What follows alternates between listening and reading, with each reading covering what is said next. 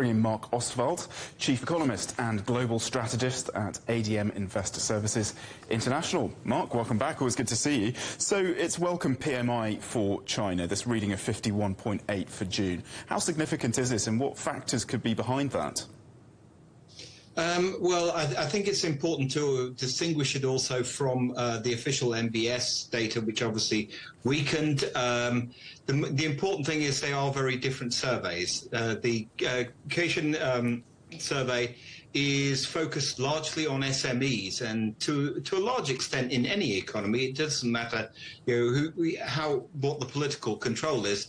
SMEs create the most jobs, whereas the official MBS PMI is focused on large companies and state-owned companies. So that signals that things are there's still a bit of a struggle.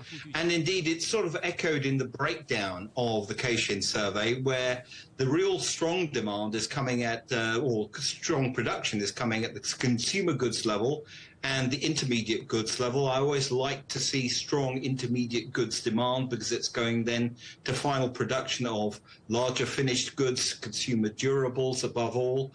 So that's a healthy sign that demand must be picking up to a certain extent.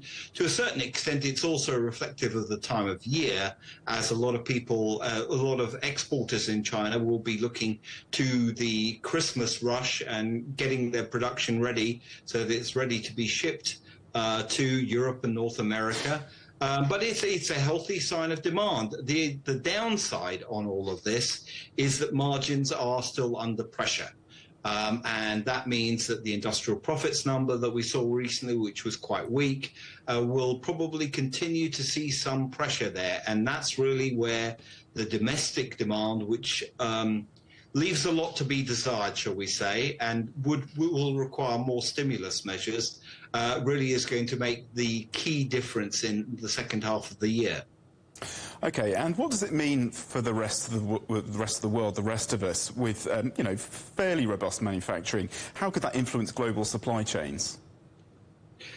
Well, it also influences global supply chains because at the end of the day, if the finished goods are getting made, then there's still going to be good demand for raw materials from the rest of the world, which is a positive.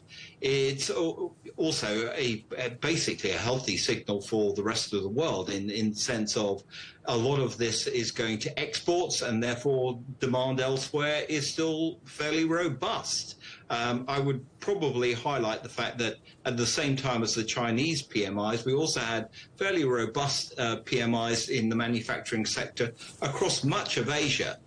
So there is this sign that China, in collaboration with the rest of Asia, is probably giving that much-needed boost to the global economy, which basically is still being driven by Asian growth. Okay, Marc Ostwald, thank you very much indeed for joining us. My pleasure.